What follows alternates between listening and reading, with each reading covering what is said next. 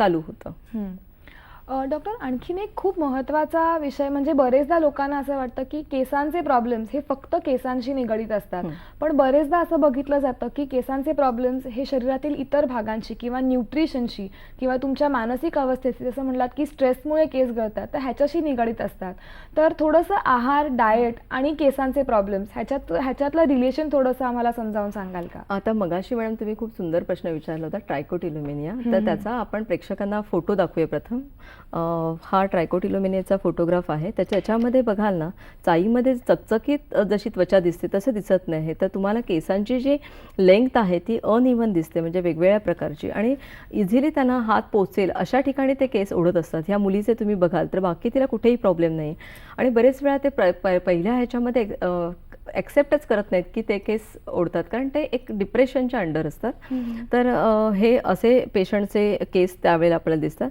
दुसरं, आपण बरेच वेळा लहान मुलं असतात, ह्याला प्रेशर ॲलोपेशिया म्हणतात. ती गोल उशीवर त्यांना झोपवलं जातं. त्या प्रेशरमुळे हे केस असे ह्या पट्ट्यामध्ये जातात, आणि अशा वेळेला केसांच्या ट्रीटमेंट म्हणजे केस वाढण्याच्या ट्रीटमेंटची काही एक गरज नसते. दुसरं, तुम्ही बघाल तर बरेच वेळा मुलींना सवय असते किंवा त्यांच्या आया अगदी जोरात ओढून केस वगैरे बांधतात, तर त्याच्यामुळे मग हा ट्रॅक्शन ॲलोपेशिया होतो आहे, म्हणजे वेगवेगळ्या हेअरस्टाईल. त्यामुळे केस बांधताना पण एक गोष्ट महत्त्वाची आहे की केस फार टाईट बांधले नाहीत पाहिजेत, की केसांच्या मुळाला जेणेकरून इजा झाली नाही पाहिजे. या छोट्या छोट्या गोष्टी फार इम्पॉर्टंट आहेत. आणि त्याचबरोबर आपण उवांचं एक प्रश्न लहान मुलींमध्ये असतो, तर त्याच्या वेळेला बरेच वेळा कधी उवा दिसत नाहीत सुरुवातीला, पण आम्ही सर्वायकल लिम्फ नोड्स जे म्हणतो, म्हणजे गाठी वाढतात किंवा हे डोक्यामध्ये असे लाल चट्टे वगैरे येतात, अशी लक्षणं आपण उवा झाल्यानंतर बघू शकतो. डॉक्टर, आपण ह्याच्याबद्दल आणखी डिटेलमध्ये चर्चा करूया. तोपर्यंत अस्मिता यांचा घाटकोपरवरून फोन येतोय. नमस्कार अस्मिताजी, आपला प्रश्न विचारा.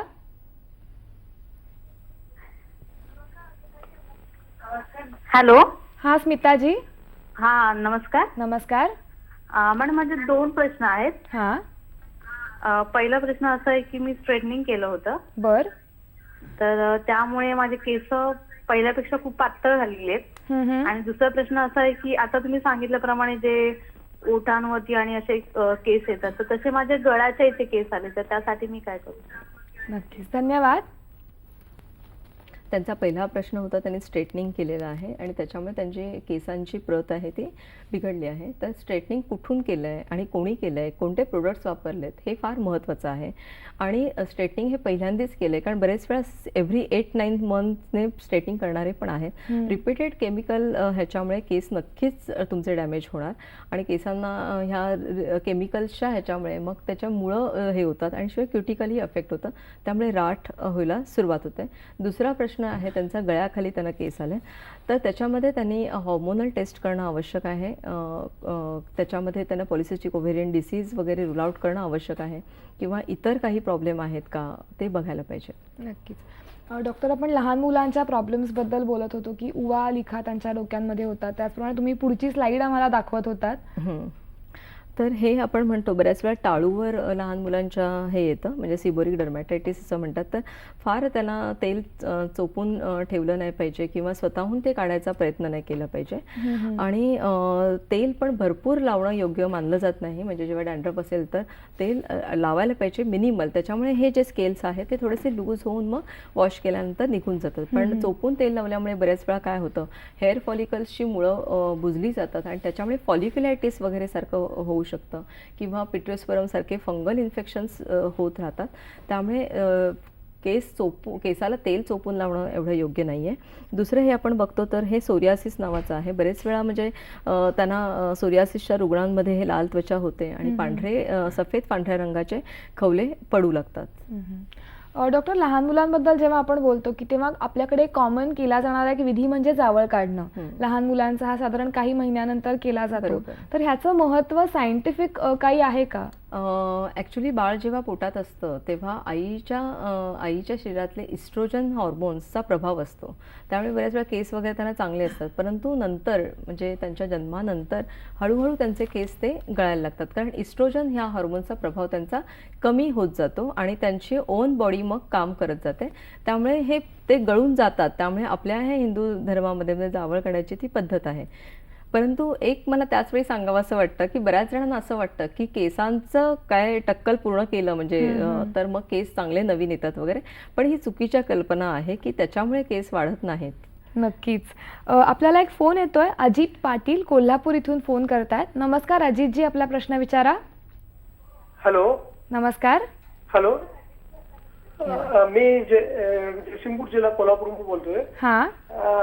आता हल्ली पांढऱ्या केसासाठी आम्ही हेअर डाय वापरतोय. बर. तो जास्त नॅचरल हेअर डाय म्हणून पॅकेट्स येतात, तर ते आम्ही लावतोय. ते लावणं कितपत योग्य आहे? लावणं चांगलं काय न लावणं चांगलं? या संदर्भात तुम्हाला जरा प्रश्न विचारायचा होता. याबद्दल हेअर डाय बद्दल जरा माहिती दिली तर बरं होईल. चालेल, आपण नक्कीच डॉक्टरांना हा प्रश्न विचारूयात. नॅचरल म्हणजे आता व्हेजिटेबल हेअर डायज मार्केटमध्ये आले आहेत आणि ते लावणं नेहमी उत्तम राहीलच, परंतु त्याचा प्रॉब्लेम काय असतो की ते जास्त वेळ टिकत नाहीत आणि वयाच्या 25च्या आतमध्ये म्हणजे इतर केमिकल हेअर डाय वापरणं मी थोडंसं टाळायला सांगेन. कारण बरेच वेळा काय होतं ना, व्हेजिटेबल हेअर डायचे साईड इफेक्ट्स वगैरे नसतात, इरिटेशन होत नाही. त्यामुळे व्हेजिटेबल हेअर डाय हिना किंवा इंडिगो आणि बरेचसे आता व्हेजिटेबल हेअर डायज मार्केटमध्ये चांगले आलेले आहेत की त्याच्यामुळे ॲलर्जीज होत नाही. आणि जे केमिकल हेअर डायजमध्ये पॅराफिनॅलिन डायामाइन नावाचा एक केमिकल असतोच, PPD, की त्याच्यामुळे तो रंग येतो आणि हे परमनंट हेअर डायजमध्ये राहतात, म्हणजे जास्त वेळ टिकतात.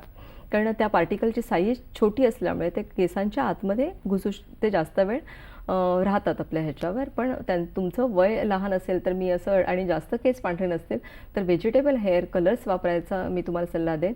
आणि त्याचबरोबर तुमच्या आहारामध्ये तुम्ही बदल केला पाहिजे.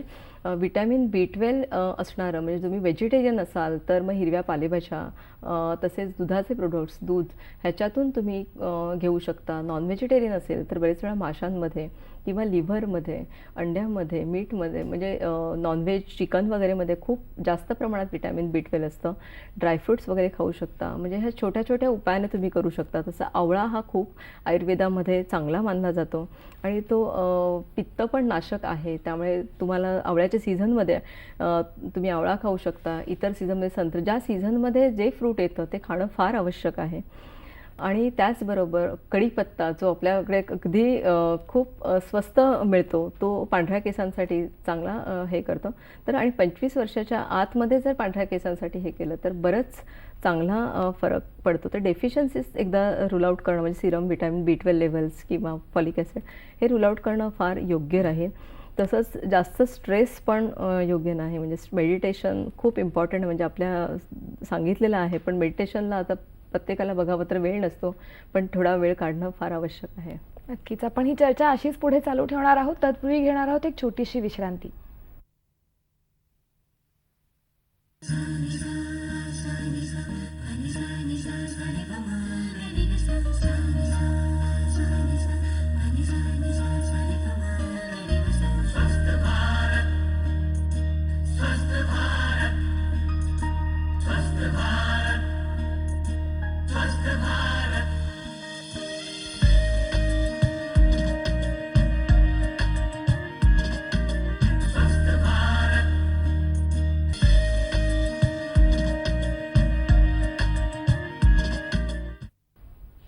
विश्रांतीनंतर हॅलो डॉक्टरमध्ये आपल्या सर्वांचं पुन्हा एकदा स्वागत. डॉक्टर, मला पुढे आपल्याला चर्चेत असा प्रश्न विचारायचा आहे की आपण मगाशी आहार आणि ह्याच्याबद्दल बोलत होतो, तर मला वाटतं हल्लीचा आपला खाण्याचा पॅटर्न खूप बदललेला आहे. जंक फूड आपण खूप खातो, तर त्याच्यामुळे केसांच्या वाढीवर काही परिणाम होतो का? केसांच्या वाढीवर परिणाम होण्यापेक्षा केस गळण्याचं प्रमाण जास्त कमी, म्हणजे केस जास्त गळतात. कारण युजली जंक फूडमध्ये तुम्हाला बघायला गेलं तर काही नसतंच. म्हणजे युजली आपल्या केसांना प्रोटीन्स किंवा विटॅमिन्सची जरुरी असते, तर तिथे जंक फूडमध्ये नसतं. तेलाचं प्रमाण जास्त असतं, तर त्याच्यामुळे ते अवॉइड करणं योग्य राहील. आणि ताज्या फळभाज्या, फळं हे खाणं अतिशय आवश्यक आहे. आणि मगाशी मी सांगितल्याप्रमाणे घरगुती म्हणजे आवळा किंवा विटॅमिन C असलेले कोणतेही फळं वगैरे खाल्ले पाहिजेत. नक्कीच. किंवा मेथीसुद्धा आहे. मेथी पण खूप चांगली मानली जाते केसांसाठी. म्हणजे बेसिकली घरचा जो आहार आहे तो घेतला तरी मला वाटतं केसांचं आरोग्य नीट राहू शकतं. समतोल आहार असणं फार महत्त्वाचं आहे. असा आहार मला वाटतं हल्ली आपल्या धकाधकीच्या जीवनामुळे खूप तो कमी झालेला आहे. हो, हो. पण दिवसभरातनं एकदा जरी घेतला तरी मला वाटतं ह्याचा फायदा आपल्याला नक्कीच होईल. हो, आणि आता ट्रेंड जास्त क्रॅश डायटिंगचे आहे. बरेच जण असं वजन कमी करण्याच्या मागे आहेत आणि त्यासाठी क्रॅश डायटिंग करतात आणि त्याच्यामुळे मग सिव्हिअर हेअर लॉस पेशंटला होतो आणि केस फार डॅमेज होतात. तर त्याच्यामुळे एकदम डायटिंगमध्ये पण तुम्ही म्हणजे जेवढं हवी तेवढे फ्रुट्स वगैरे खाल्लं पाहिजे. कॉम्पेन्सेट एकदमच न जेवणं वगैरे योग्य नाही. रोगप्रतिकार शक्ती पण कमी होते आणि केसच नाही तर इतर जे आजार असतात म्हणा ते पण बळकावतात आपल्या शरीरामध्ये. त्यामुळे हा एक आहार फार महत्त्वाचा आहे. डॉक्टर, नॉर्मल पद्धतीने जरी आपण वेट लॉस केला तरी सुद्धा केस गळू शकतात का? म्हणजे त्याची शक्यता असते का? तुमचा आहार म्हणजे समतोल असेल तर केस गळू शकत नाहीत. म्हणजे तुम्ही फ्रूट ज्यूस वगैरे खात असाल, ऑइली स्पायसी कमी केलं, फ्रूट ज्यूस किंवा ग्रीन लिफी व्हेजिटेबलचं सूप वगैरे घेतलं तर केसांवर, कारण त्यांना आवश्यक असणारे विटॅमिन्स मिळत आहेत, मग त्याच्यामुळे केस गळणं शक्य नाही. त्याचप्रमाणे हल्ली एक नवीन ट्रेंड आला तो म्हणजे हेअर स्टायलिंगचा. म्हणजे जसं आत्ता आपल्याला प्रश्न विचारला की डाय करतात, कलर करतात किंवा स्ट्रेटनिंग करतात, बरेचदा पर्मिंग करतात. मग ते सारखं परत त्याला रिफ्रेश करायला लागतं, म्हणजे ते सारखं करत राहावं लागतं. तर ह्याच्यामुळे केसांवर काही परिणाम होतो का? नक्कीच होतो, कारण आपले केस असे आपण म्हणतो ते केराटिनचं आहे आणि त्याला लेयर्स असतात आणि हे रिपीटेड केमिकल्स, रिपीटेड ट्रॉमा ह्याच्यामुळे मग स्प्लिट एंड्स येणं, केस राठ होणं, वृक्ष होणं, ड्राय होणं, पातळ होणं हेच होतं. आणि मग त्याचा म्हणजे वाढीवर परिणाम होतो की ते पांढरे होतात, गळतात किंवा स्प्लिट एंड्स होतात का? सगळेच आपल्याला हे दिसून येऊ शकतात प्रॉब्लेम्स? सर्वच प्रॉब्लेम दिसून येऊ शकतात. त्यामुळे म्हणजे केमिकल्स ह्याचा वापर टाळणं फार योग्य आहे. आपल्याला पुढचा एक फोन येतोय. सागर कुंभार सांगली इथून फोन करतायत. नमस्कार सागरजी, आपला प्रश्न विचारा. हॅलो. नमस्कार. हा, नमस्कार मॅडम. 4-5 वर्षापूर्वी माझे केस कुरळे नव्हते, पण आता थोडे थोडे कुरळे केस व्हायला लागलेत. आणि व्हेज आणि नॉन व्हेजचा काही फरक पडतो का हेअरवरती? बरं, धन्यवाद. व्हेज आणि नॉनव्हेजचा फरक पडतो का त्यांनी असं म्हटलं. व्हेजमध्ये तुम्ही आहारामध्ये मगाशी सांगितलं पण नॉनव्हेज तुम्ही खात नसाल, पण व्हेजिटेबल म्हणजे दुधाचे दुग्धजन्य तुम्ही प्रोडक्ट्स वापरलेत, पालेभाज्या वगैरे भरपूर प्रमाणात, कडधान्य, मुळाली कडधान्य तुम्ही वापरलेत तर होत नाही. म्हणजे ते तुम्हाला जे विटॅमिन्स हवे असतात तर ते ह्याच्यातून तुम्हाला मिळतात. नक्कीच. आणि मला वाटतं त्यांचा दुसरा प्रश्न असा होता की 4-5 वर्षापूर्वी त्यांचे केस कुरळे नव्हते, पण आता त्यांच्या केसांची वाढ मला वाटतं कुरळे अशी व्हायला लागलेली आहे. तर ह्याला काही स्पेसिफिक कारण असतं का किंवा हे नॅचरल आहे? ॲक्च्युली ह्याच्यासाठी म्हणजे आपली इनबॉर्न केसं ठरलेली असतात. म्हणजे हेअर फॉलिकल जे आपल्या त्वचेमध्ये असतं त्याचा त्वचेशी काय अँगल आहे त्याच्यावर केसांचा कुरळेपणा ठरतो. युजली केसांचा अँगल त्वचेशी परपेंडिक्युलर असेल तर ते स्ट्रेट असतात, पण ते जेव्हा कर्वेचर वाढत जातं तेव्हा ते कर्ली होतात. पण म्हणजे मला हे थोडंसं वेगळं वाटतं की आधी स्ट्रेट होते आणि नंतर कर्ली झाले केस. अशी शक्यता थोडंसं व्हायची कमी आहे. कमी आहे. डॉक्टर, त्याचप्रमाणे तुम्ही आम्हाला मगाशी स्लाईडवर फोटो दाखवत होता, तर त्याच्याबद्दल थोडीशी माहिती सांगाल का? की म्हणजे न्यूट्रिशनच्या अभावामुळे काही होऊ शकतं. तर कुपोषित बालकं त्याच्यामध्ये तुम्ही बघाल तर नेहमी असे सफेद रंगाचे केस दिसतात, पातळ केस दिसतात, विरळ केस दिसतात. हे नॉर्मल जो केसांचा जो कलर आहे तो ह्याच्यामध्ये दिसत नाही.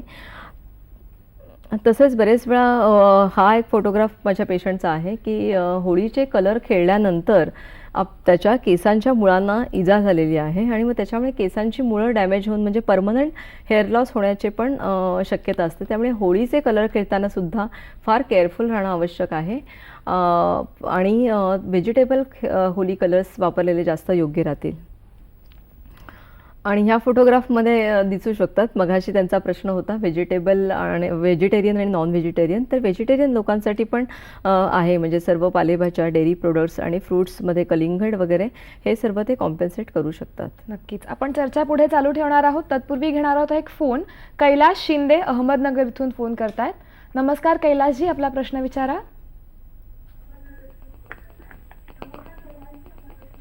हा, नमस्कार मॅडम. नमस्कार. हा, आमचा भाचा आहे मॅडम. हा, तो जस्ट आता 10वीलाच आहे मॅडम. बर. त्याचे पूर्ण केस वगैरे पिकले मॅडम, कशामुळे? हां, मग आता 10वीला आहे म्हणजे साधारणपणे त्याचं वय 15 ते 16 असेल. मग एक प्रश्न आहे की त्यांच्या आई-वडिलांमध्ये कोणाचे केस पांढरे झाले. तर एकाच पॅरेंट्सचे असतील तर साधारणपणे एक 50% चान्सेस असतील. पण दोघांचे असतील तर त्याच्यापेक्षा जास्त शक्यता असेल. आणि एवढ्या लहान वयात केस पांढरे झाले तर त्यांचं हिमोग्लोबिन किती आहे, सिरम व्हिटॅमिन B12 लेवल्स काय आहे, हे जाणून घेणं आवश्यक राहील. त्याचबरोबर त्यांना म्हणजे कॅल्शियम पॅन्टोथिनेट असलेली गोळी किंवा आयर्नच्या टॅब्लेट्स वगैरे देणं, व्हिटॅमिन B12च्या गोळ्या जवळच्याच डॉक्टरांच्या सल्ल्याने देणं योग्य राहील. आणि ह्या वयात जर ट्रीटमेंट स्टार्ट केली तर नक्कीच केसांवर परिणाम होईल. आयुर्वेदामध्ये पांढऱ्या केसांसाठी पादाभ्यंग म्हणजे पायाचं थोडंसं मसाज करणं रोज महत्त्वाचं मानलं आहे. तसंच तिळाचं तेल किंवा तूप हे नाकपुड्यांमध्ये रात्री झोपताना लावल्यानंतर ते गुणकारी असं सांगितलं गेलं आहे. किंवा तिळाचं तेल, माक्याचं तेल डोक्याला लावणं हे चांगलं मानलं जातं. आणि रिझल्ट त्याला ह्या वयामध्ये जर व्यवस्थित काळजी घेतली, त्याचा आहार पण त्याने ठेवला व्यवस्थित, तर होऊ शकेल नक्कीच. मला वाटतं नक्कीच या सगळ्या माहितीचा आपल्या प्रेक्षकांना फायदा होईल. आपण ही चर्चा अशीच पुढे चालू ठेवणार आहोत. तत्पूर्वी घेणार आहोत एक छोटीशी विश्रांती.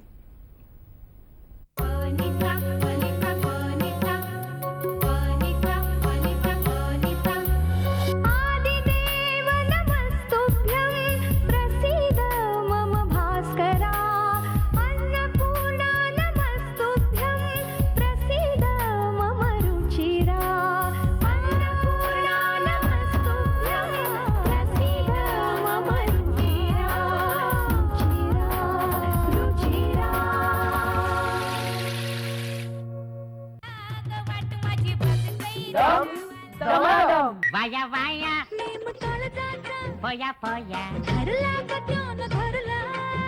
वाया वाया पोया पोया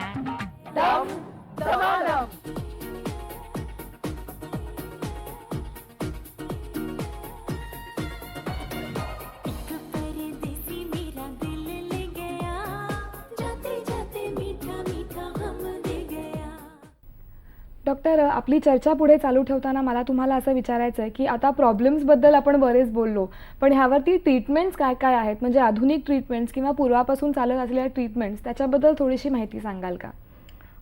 ट्रीटमेंटमध्ये प्रथम मी प्रेक्षकांना माझ्या सांगू इच्छिते की तुमचा आहार आणि हा फोटोग्राफ नक्की लक्षात ठेवा की ह्याच्यात जे दिसतंय ते तुम्ही खाल्लं पाहिजे.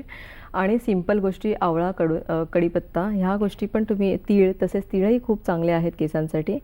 आणि दुसरं म्हणजे मेडिटेशन, ध्यानधारणा फार आवश्यक आहे. प्रत्येकाला वेळ नसतो, पण प्रत्येकाने, मला असं वाटतं, प्रत्येकासाठी स्वतःसाठी असं 15 मिनिट तरी वेळ काढला पाहिजे. मेडिटेशन खूप हेल्प करतं, फक्त केसांसाठीच नाही पण तुमच्या पूर्ण बॉडीसाठी मेडिटेशन फार आवश्यक आहे. म्हणून या मी पिक्चरमध्ये मुद्दामून असं दाखवलं आहे की तुम्हाला सुरुवातीला 1च मिनिट बसा, पण हळूहळू तुम्ही ग्रॅज्युअली वाढून 15 मिनिटापर्यंत यायचं आहे आणि हे तुम्हाला फार उपयुक्त ठरेल. दुसरं म्हणजे जेव्हा चाई पडतात तेव्हा आम्ही टॉपिकल स्टिरॉइड देतो किंवा स्टिरॉइडची इंजेक्शन्स देतो. त्याचबरोबर पूर्वी लसूणची पेस्ट वगैरे लावायचे प्राचीन काळात, जेव्हा ह्या आपल्या नव्हत्या गोष्टी अवेलेबल. तसंच एक फिनॉल नावाचं औषध आहे, ते पण अतिशय सुंदर रीतीने चाईंसाठी काम करतं. तर ही म्हणजे ॲप्लाय करण्याची मेथड मी इथे एक्सप्लेन केली. जेव्हा फिनॉल लावतात तेव्हा ते आयव्हरी व्हाईट म्हणजे हस्तिदंताच्या पांढऱ्या रंगाप्रमाणे तो चट्टा दिसायला लागतो, पण लगेचच 3 ते 4 दिवसामध्ये स्किनवरची एखाद्या पापुद्र्याप्रमाणे निघते आणि हळूहळू केसांची ग्रोथ दिसू लागते. तर हा एका माझ्या पेशंटचा फोटोग्राफ आहे की ह्याच्यामध्ये फिनॉलनंतर त्याचे साधारणपणे पिलिंग झालेली आहे आणि नंतर हेअर ग्रोथ स्टार्ट झाली आहे आणि काही आठवड्यामध्येच, 15 आठवड्यामध्येच सुंदर केसांची ग्रोथ झालेली आहे. तसंच अँड्रोजेनिक ॲलोपेशिया किंवा डिफ्यूज ॲलोपेशिया असतो, त्याच्यामध्ये ही डर्मा रोलर नावाची ट्रीटमेंट आहे. ह्याच्यामध्ये हे एक रोलर हे इन्स्ट्रुमेंट तुम्हाला दिसतं, तर त्याच्यामध्ये 192 निडल्स अशा 8 रांगेमध्ये असतात आणि पेशंटच्या स्किनवर, म्हणजे हे आता तुम्ही बघत असाल ह्या चित्रामध्ये, रोल केलं जातं आणि इथे बारीक बारीक रक्तवाहिन्या तुम्हाला दिसत असतील. तर ह्या रोल केल्यामुळे, सुया आतमध्ये गेल्यामुळे ब्लड सर्क्युलेशन वाढतं आणि आपल्या शरीरामध्ये नॅचरली जे ग्रोथ फॅक्टर्स असतात ते हे होतात, किंवा मृत झालेले केसांचे जे कोश असतात तर ते ॲक्टिवेट होतात आणि मग नवीन केस येतात. आणि ह्याच्यामुळे ही नवीन थेरपी आहे, तर त्याच्यामुळे खूप सुंदर हेअर ग्रोथ येते. म्हणजे हेअर ट्रान्सप्लांटची गरज पण लागत नाही. आणि सध्या सर्वांना अगदी फास्ट ट्रीटमेंट हवी असते. पण तुम्ही मगाशी एक प्रश्न होता की टक्कल पडल्यानंतर काय तुम्ही विचारलं होतं, तर अशीही हे अँड्रोजेनिक ॲलोपेशिया जर वेळेवर ट्रीट केला जायचा, इग्नोर केला जातो, तर त्यावेळेला मग ह्या स्टेजपर्यंत पोचतो. आणि त्यावेळी मात्र मग कोणत्याही टॉपिकल थेरपीजने आपण नाही करू शकत. तर हेअर ट्रान्सप्लांट ही एकमेव उपाय राहतो, किंवा मग वीग लावणं हे एक ऑप्शन आपल्यापुढे राहतो. तर हेअर ट्रान्सप्लांट आता करण्याच्या पण वेगळ्या वेगळ्या पद्धती आहेत. तर हेअर ट्रान्सप्लांटमध्ये म्हणजे पंच असतो, म्हणजे बायोप्सी पंच असतो गोलाकार रंगाचा आकाराचा. तर त्याच्याने तुम्ही बघाल तर हे असे खड्डे पाडून घेतलेले आहेत. आणि जो ऑक्सिपिटल म्हणजे आपल्या मानेच्या वरती केस युजली केस गेली तरी तो भाग मात्र तिथे केस राहतात, साबूत राहतात. तिथून हे पंच साह्याने केस काढली जातात आणि ह्या जागेवर इम्प्लांट केली जातात. तुम्हाला ह्या फोटोग्राफमध्ये ते व्यवस्थित दिले, हे लावताना केस लावताना दाखवलेले आहेत.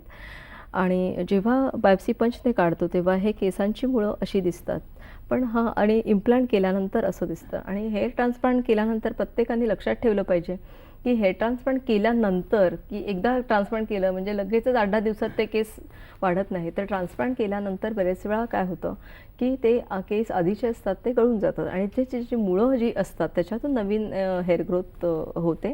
आणि आता ही पंच ग्राफ्टिंग मेथड जास्त करत नाहीत. मानेच्या वरच्या भागामध्ये स्ट्रीप काढली जाते, केसांची स्ट्रीप, आणि एक एक केस वेगळा केला जातो आणि एक एक केस लावला जातो. आणि केस इम्प्लांट करताना पण डॉक्टरांना फार काळजी घ्यावी लागते, कारण केसांना कोणत्या डायरेक्शनने आहे तसाच तो वाढणार आहे. त्यामुळे वेडेवाकडे वरती वाढले तर ते वाढल्यानंतर फार विचित्र दिसतं. त्यामुळे इम्प्लांट करताना केसांची डायरेक्शन काय आहे ते बघणंही फार महत्त्वाचं आहे. आणि केस रोपण केल्यानंतर 100%च केस ती येत नाहीत. म्हणजे समजा 100 केले तर त्यातले 90 केस ॲक्सेप्ट होतात आणि ते 6 महिन्यानंतर तिथून वाढायला लागतात. या फोटोग्राफमध्ये तुम्ही, आणि दुसरं कोणाला सर्जरीची बऱ्याच जणांना भीती वाटते की ऑपरेशन करायची भीती वाटते, तर आता बरेच वेळा थोडेसेच केस गेलेली असतात, तर त्याच्यामुळे ते एक छोटेसे वीक पण मिळतात की ते तुम्ही हडले तर ह्या पेशंटचे दिसतही नाहीत लावल्यानंतर.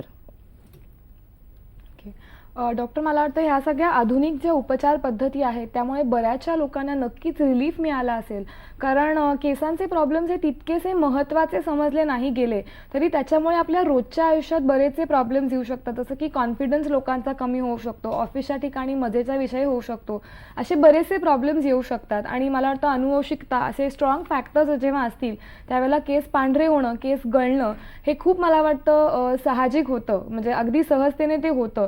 तर मला वाटतं आज आपल्याला तुम्ही जी माहिती दिली आहे त्याचा आपल्या प्रेक्षकांना नक्कीच उपयोग होईल.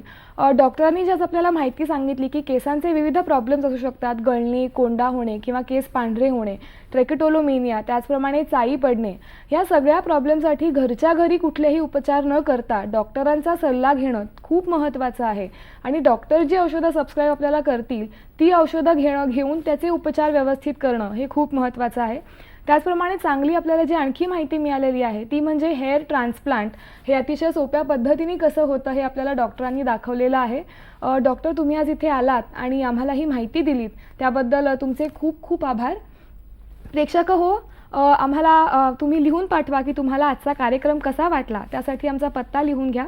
आमचा पत्ता आहे निर्माता हॅलो डॉक्टर, दूरदर्शन केंद्र, वरळी, मुंबई 400030. डॉक्टर, पुन्हा एकदा तुम्ही आज इथे आलात आणि आम्हाला इतकी छान उपयुक्त माहिती दिलीत त्याबद्दल तुमचे मनापासून आभार. आपण भेटूयात हॅलो डॉक्टरच्या पुन्हा पुढच्या भागामध्ये. तोपर्यंत नमस्कार.